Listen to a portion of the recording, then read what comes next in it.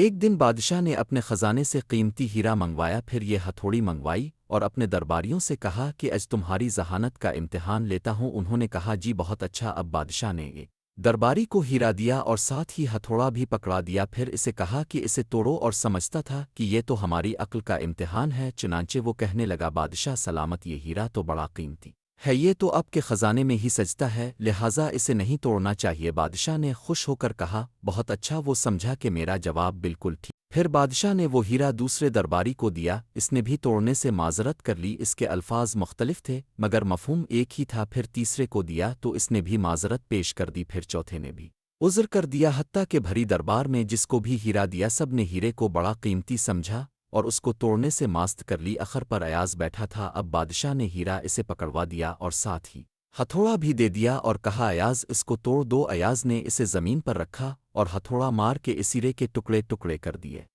جب لوگوں نے دیکھا تو وہ کہنے لگا یہ اتنا بے وقوف اور کم عقل ہے کہ اس نشئی خزانے کا اتنا بڑا نقصان کر دیا، آج تو بادشاہ اس کو ضرور نکال دے گا۔ جب بادشاہ نے ہیرے ٹوٹا ہوا دیکھا تو پوچھا ایاز تم نے تو ہیرے کو توڑ کر رکھ دیا، ٹکڑے ٹکڑے کر دیا؟ ایاز نے جواب میں کہا بادشاہ سلامت، میرے سامنے دو صورتیں تھیں، تو میں آپ کو حکم مان کر ہیرے کو توڑ دیتا، پھر ہیرے کو بچا کر آپ کا حکم توڑ دیتا۔ میری نظر میں آپ کا حکم ایسے ہزاروں ہیروں سے زیادہ قیمتی ہے، اس لیے میں نے ہیرے کو توڑ کر ریزہ ریزہ کر دیا، مگر میں نے آپ کا حکم نہیں توڑا۔